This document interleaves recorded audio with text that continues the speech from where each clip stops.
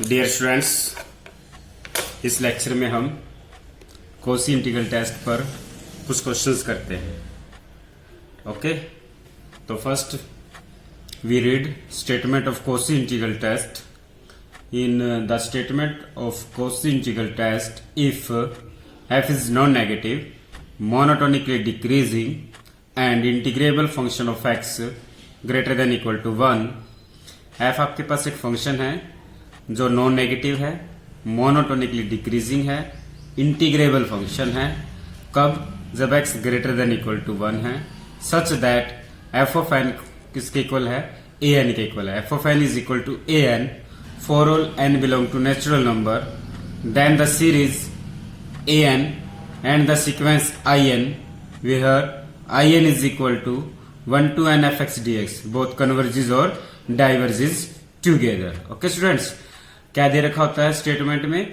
आपके पास numerical problem के लिए क्या करोगे? एक फंक्शन होगा, आप उस फंक्शन को नॉन नेगेटिव दिखाओ, मोनोटोनिकली डिक्रीजिंग दिखाओ, फिर एफ ऑफ एक्स को ए एन के इक्वल लेकर आप जो सीक्वेंस आई एन बनेगी, उस आई एन जो सीक्वेंस है उसकी कन्वर्जेंस और डाइवर्जेंस हम चेक करेंगे। अगर सीक्वेंस कन्वर्जेंट है तो सीरीज भी कन्वर्जेंट हो जाएगी, और सीक्वेंस डाइवर्जेंट है तो हमारी सीरीज भी क्या हो जाएगी बच्चों? डाइवर्जेंट हो जाएगी। क्लियर? तो इस टॉपिक पे क्वेश्चंस करते हैं। तो फर्स्ट से sold example. Second, here it is given that using integral test, using Cauchy integral test, test the behavior of the series। एक सीरीज दे रखी है, summation n is equal to 2 to infinity 1 by n into log n to the power p where p is greater than 0। आपके पास ये series दे रखी है। Kosi integral test का use करके आपको इस सीरीज के नेचर के बारे में डिस्कस करना है कि p की किस वैल्यू के लिए ये सीरीज कन्वर्जेंट है और किन वैल्यू के लिए ये सीरीज डाइवर्जेंट है। ओके स्टूडेंट, हियर an आपके पास है 1 by n log n to the power p where p is greater than 0। Late कर लेते हैं, जो an है उसको f of x के इक्वल ले लेते हैं, और f of x means n को x में चेंज कर देते हैं इस टर्म में। तो 1 by x log of x to the power p where p is greater than 0, और therefore f of n is equal to an for all n is greater than equal to 2। यहाँ पे 2 क्यों ले रहे हैं? Because जो summation है वो 2 से स्टार्ट हो रहा है। क्लियर? ओके, अब आपके पास जो फंक्शन f of x है, इसको हम क्या प्रूव करेंगे बच्चों? हम इसको नॉन नेगेटिव दिखाएंगे और डिक्रीजिंग फंक्शन दिखाएंगे। अगर फंक्शन हमारा नॉन नेगेटिव और मोनोटोनिकली डिक्रीजिंग हो जाएगा तो हम इस पे कोसी इंटीग्रल टेस्ट अप्लाई कर सकते हैं। ओके, तो मोनोटोनिकली डिक्रीजिंग दिखाने के लिए आपके पास 2 स्टेप रहते हैं। 2 तरीके से हम मोनोटोनिकली डिक्रीजिंग दिखा सकते हैं। अगर हम डोमेन में से 2 एलिमेंट उठा लें कि किस टाइप से कि x1 लेस देन x2 है, और उसका यूज करते हुए अगर हम ये दिखा दें कि f of x1 greater than f of x2 है, तो वो फंक्शन डिक्रीजिंग हो जाता है। इसी टाइप से, या आप उस फंक्शन का डेरिवेटिव ले लो, अगर उस फंक्शन का डेरिवेटिव लेस देन और इक्वल टू 0 दिखा दो उस डोमेन में, किसी पर्टिकुलर डोमेन में, तो उस पर्टिकुलर डोमेन में वो फंक्शन क्या हो जाएगा बच्चों? डिक्रीजिंग हो जाता है। क्लियर? तो किन्हीं क्वेश्चनों में तो हम ये कंसेप्ट यूज करेंगे x1 लेस देन x2 लेकर चलेंगे, और उसका यूज करके f ऑफ x1 को f ऑफ x2 से बड़ा कर देंगे। किन्हीं क्वेश्चनों में हम हमें कंफर्टेबल होगा डेरिवेटिव लेना, कुछ क्वेश्चनों में हम डेरिवेटिव लेके उसके फर्स्ट ऑर्डर डेरिवेटिव निकाल देंगे, और फर्स्ट ऑर्डर डेरिवेटिव को बच्चों x less than equal to 0 दिखा देंगे, और फंक्शन हमारा मोनोटोनिकली डिक्रीजिंग हो जाएगा। क्लियर है? तो हेयर हम ये लेके चलते हैं कि x1 x2 से छोटा है, जहां पर x1 और x2 both greater than equal to 2 है। तो therefore taking log on both side, इसके दोनों तरफ हम log अप्लाई कर दिया। log अप्लाई कर सकते हैं because log x increasing function है। log x इंक्रीजिंग फंक्शन है तो इसके log अप्लाई करने से इनइक्वलिटी के साइन पे कोई भी फर्क नहीं पड़ेगा। Taking power p on both side, इसके दोनों तरफ पावर p ले सकते हैं, क्योंकि p 0 से बड़ा है, ग्रेटर देन 0 है, इसलिए पावर p भी ले सकते हैं। यहां से देखा कि x1 x2 से छोटा है, यहाँ पर log of x1 to the power p less than log of x2 to the power p, इन दोनों इनक्वलिटी की मल्टीप्लाई कर लेते हैं। तो आपके पास बन जाएगा बच्चों x1 log of x1 to the power p less than x2 log of x2 to the power p। अब इसका हम रेसिप्रोकल ले लेते हैं बच्चों। जब रेसिप्रोकल लेंगे तो इनइक्वलिटी अपना साइन चेंज कर लेगी। ओके, तो ये क्या बन जाता है बच्चों, आपके पास एफ ऑफ एक्स वन बन जाता है। क्या बन जाता है, एफ ऑफ एक्स वन, और ये क्या है, f of x two. Okay, हम लेके क्या चले थे, x one less than x two, but हमारे पास आ क्या गया, f of x one greater than f of x two. तो by the definition of a decreasing function, तो function is a decreasing function, तो हमारा जो फंक्शन है वो डिक्रीजिंग फंक्शन है एक्स के फॉर्म में। ओके, और जो ये फंक्शन है बच्चों F of x 1/x log x to the power p, जब x आपके पास क्या कंडीशन है बच्चों, यहाँ पर x पे x is greater than equal to 2 है, x is greater than equal to 2। जब x को 2 या 2 से बड़ा कोई भी रियल नंबर इसके अंदर रखोगे, क्या एफ ऑफ एक्स नेगेटिव आ सकता है, नहीं आएगा बच्चों। तो इसलिए एफ ऑफ एक्स हमेशा क्या है, ग्रेटर देन इक्वल टू 0 है। कब, जब x greater than equal to 2 है।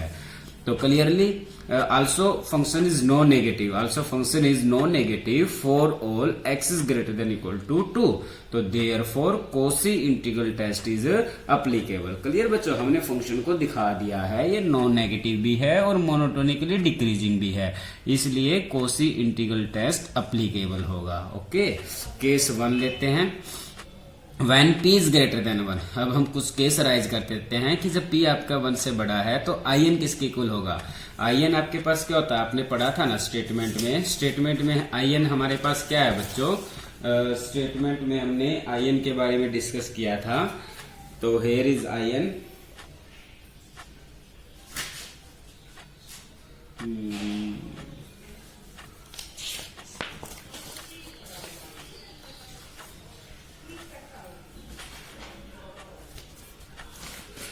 हेयर इज in बच्चों। in क्या था आपके पास, sequence in where in is equal to 1 to n f of x dx। ये कब था बच्चों, जब x greater than equal to 1 था, तो हम 1 से स्टार्ट कर देते हैं।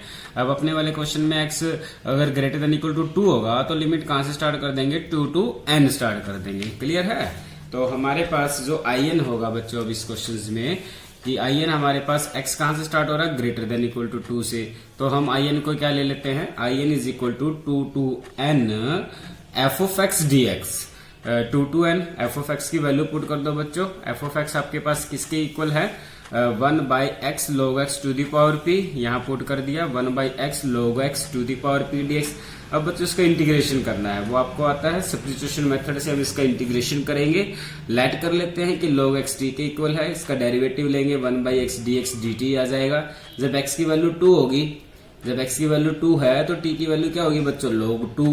जब x की वैल्यू n है तो t की वैल्यू क्या हो जाएगी बच्चों, log n। Okay, putting this value here, तो देन वी हैव in, आपके पास in क्या बन जाएगा बच्चों, here in is equal to in, lower limit क्या बन गई आपके पास बच्चों, log 2, अपर लिमिट क्या बनेगी, log n, और आपके पास ये वाली स्टेटमेंट थी 1/x dx, इस पूरे की जगह 1/x और dx की जगह पर क्या आ जाएगा बच्चों, dt, और log x की जगह पे क्या आ जाएगा बच्चों, t, तो क्या बन जाएगा, t की पावर p। तो ये बना dt/t to the power p। इसका इंटीग्रेशन किया, t की पावर p को नीचे से ऊपर लेके जाएंगे तो पावर नेगेटिव हो जाएगी। इंटीग्रेशन कर दिया, लोअर लिमिट और अपर लिमिट अप्लाई कर दी। ओके, आपके पास in बच्चों ये बन जाता है 1 अपॉन में 1 minus p, 1/log n to the power p minus 1 minus 1/log 2 the power p minus 1। Okay, तो लाओ अब इस टर्म पे बच्चों हम limit n goes to infinity apply कर देते हैं। इस पे भी limit n goes to infinity apply किया तो आपके पास बना 1/1 minus p log n to the power p minus 1 minus 1/log 2 the power p minus 1। 1 upon में 1 माइनस p, यहाँ पर लिमिट लगा दी बच्चों n goes to infinity, log infinity. अब इन्फिनिटी की पावर p माइनस 1 है बच्चों, बट p क्या 1 से बड़ा है, तो मतलब इन्फिनिटी की पावर एक पॉजिटिव रियल नंबर है, तो ये इन्फिनिटी रह जाएगा। तो 1/इन्फिनिटी क्या बनेगा बच्चों, फिर 0 आ जाएगा। क्लियर। तो इसको इसके साथ मल्टीप्लाई किया, आपके पास बन जाता है -1 माइनस पी log 2 की पावर p माइनस 1। ये आपके पास एक फाइनाइट क्वांटिटी है। आपने पढ़ा है कि कोई भी सीक्वेंस है, अगर उस पर limit n goes to infinity लगाने पर एक फाइनाइट फिक्स क्वांटिटी आ जाए तो वो सीक्वेंस कन्वर्जेंट होती है। तो सीक्वेंस in हमारे पास क्या हो जाएगी, कन्वर्जेज होगी। और कोसी इंटीग्रल टेस्ट में आपने पढ़ा था कि sequence i n and summation n is equal to 1 to infinity a n both converges और डाइवर्जेस टुगेदर। अगर सीक्वेंस कन्वर्जेंट होगी तो आपके पास सीरीज भी क्या हो जाएगी, कन्वर्जेंट हो जाएगी। तो therefore by Cauchy integral test summation n is equal to 1 to infinity a n is convergent for p is greater than 1। चलिए स्टूडेंट, अब हम केस अराइज कर लेते हैं जब p आपके पास क्या है, लेस देन 0 है। लेस देन तो 0 है बट ग्रेटर देन 0 है, क्योंकि p पे कंडीशन क्या थी, p ग्रेटर देन 0 भी है और लेस देन 1, मतलब p लाइज बिटवीन 0 एंड 1। जब p आपका 0 और 1 के बीच में लाई करेगा तो ये सीरीज क्या करेगी, इस सीरीज का नेचर क्या है, सेम है बच्चों। यहां से जो स्टार इक्वेशन थी इसको पूरी को यू का यू सेम उठा लेते हैं कि limit n goes to infinity I n is equal to limit n goes to infinity 1 by 1 minus p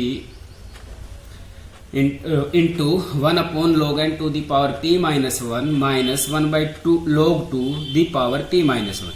ये टर्म बच्चों सेम यहाँ लिख लेते हैं, बट अब p पे कंडीशन क्या है, p लेस देन 1 है। जब limit n goes to infinity जाएगा बच्चों, इन्फिनिटी की पावर p माइनस 1 है, p 1 से छोटा है, तो इसका मतलब इन्फिनिटी की पावर नेगेटिव है। तो इन्फिनिटी की पावर नेगेटिव है, ऊपर जाएगा तो इन्फिनिटी की पावर पॉजिटिव बन जाएगी, तो इसलिए ये टर्म क्या आएगी, इन्फिनिटी।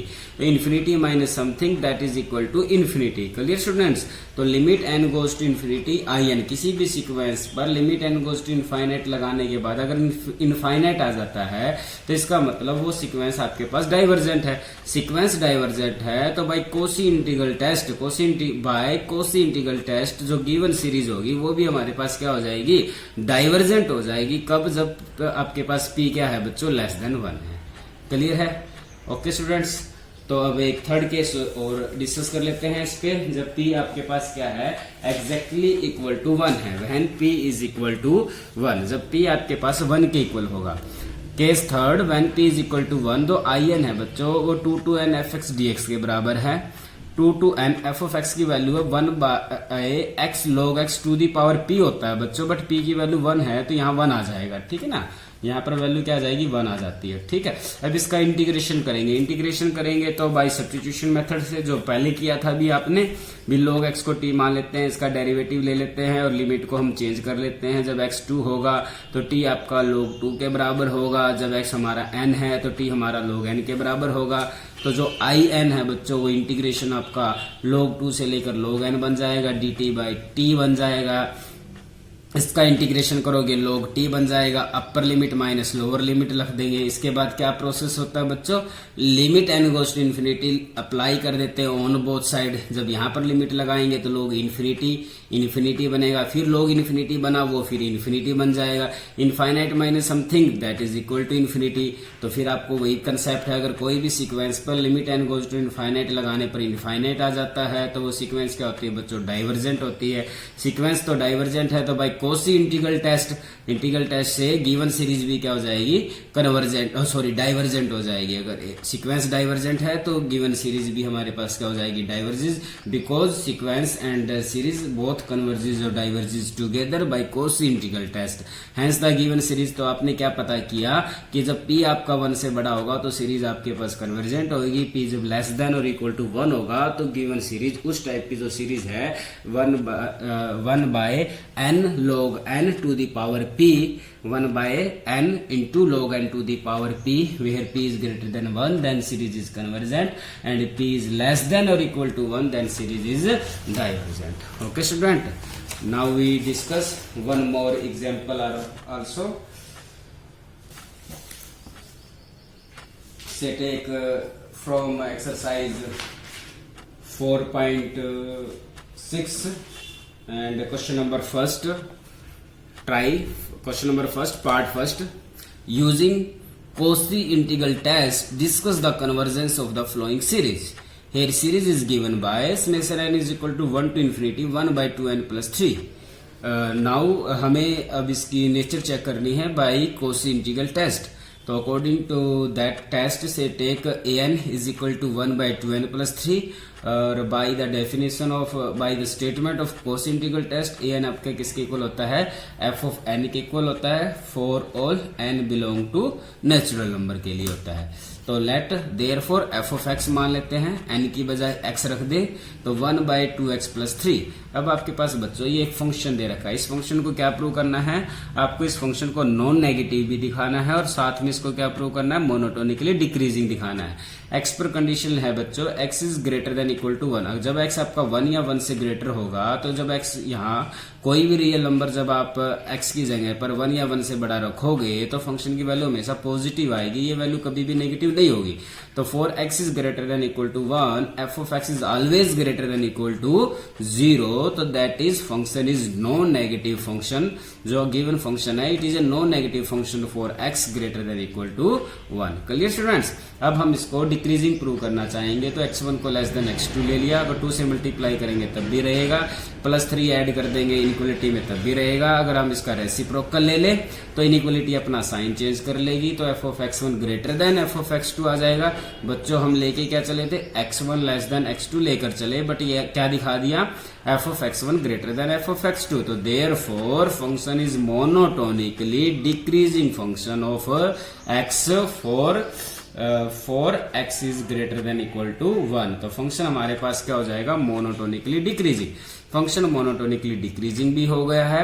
यहां पर हम इसके बारे में बता चुके हैं it is a non negative function भी है, तो कॉची इंटीग्रल टेस्ट यहां पर बच्चों अप्लीकेबल हो जाएगा। तो therefore by Cauchy integral test in can be written as 1 to n fx dx which is equal to 1 to n। Function की वैल्यू क्या है बच्चों, 1/2x + 3 dx। इसका इंटीग्रेशन ले लेते हैं, log ऑफ 2x + 3, इसका जो डेरिवेटिव आएगा 2 वो नीचे लिख देते हैं और अपर और लोअर लिमिट अप्लाई कर दी। फिर नेक्स्ट टाइम में क्या होता है बच्चों, टेकिंग लिमिट, इस पे limit n goes to infinity in लगा दिया, limit n goes to infinity लगा दिया ऑन बोथ साइड। तो यहां पर log इन्फिनिटी बना, ये इन्फिनिटी आया, इन्फिनिटी माइनस समथिंग इन्फिनिटी रहेगा। Limit n goes to infinity in पर लगाने पर इनफाइनाइट आ जाता है। तो by the definition of divergence of a sequence ये that sequence in is a divergent sequence. तो therefore by Cauchy integral test given series summation n is equal to 1 to infinity an is also divergent because cos integral test sequence and series both converges and diverges together. Okay student, now we try one more example or also say question number 1 part say 4. Here it is given that summation n is equal to 1 to infinity 2n cube by n to the power 4 plus 3. Here n का काम क्या करेगा बच्चों, 2n cube by n to the power 4 + 3 which is equal to f of n। Clear. और ले लेते हैं that is function f of n। तो देयरफॉर f ऑफ x क्या हो जाएगा बच्चों, n को x से रिप्लेस कर देंगे, 2x cube by x to the power 4 + 3। अब इस फंक्शन को बच्चों हमें क्या दिखाना है, नॉन नेगेटिव दिखाना है और मोनोटोनिकली डिक्रीजिंग दिखाना है। अब इसको मोनोटोनिकली डिक्रीजिंग दिखाने के लिए we use the derivative test. तो first we take the first order derivative f dash x।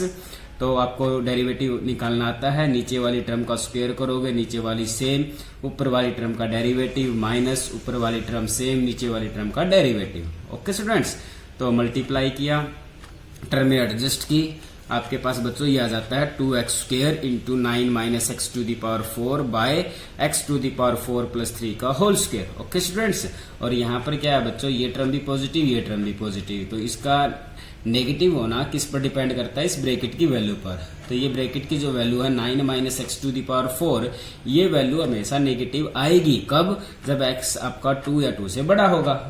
Okay student, जब x आप 2 रखोगे तो 2 की पावर 4 16, 9 - 16 -7 आ जाएगा, तो नेगेटिव वैल्यू देगा ना बच्चों। तो 2 से पहले भी कभी कहीं नेगेटिव दे सकता है, लेकिन हम पर्टिकुलर डोमेन ले लेते हैं कि जब x आपका 2 या 2 से बड़ा होगा।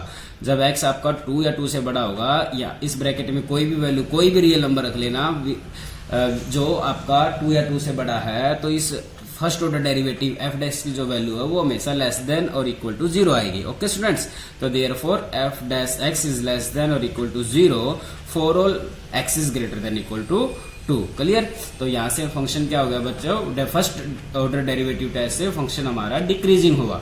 तो this implies function is decreasing function of x for x is greater than equal to 2। और बच्चों जब x 2 या 2 से बड़ा होगा, जब x कोई भी रियल नंबर है जो 2 या 2 से बड़ा, जब इसमें पुट करोगे तो फंक्शन की वैल्यू कभी भी नेगेटिव नहीं आएगी। तो also f of x is greater than equal to 0 for all x is greater than equal to 2। तो देखो बच्चों हमने दिखा दिया है, जब x आपका 2 या 2 से बड़ा होगा फंक्शन नॉन नेगेटिव भी है और मोनोटोनिकली डिक्रीजिंग भी है, तो कॉची इंटीग्रल टेस्ट एप्लीकेबल है।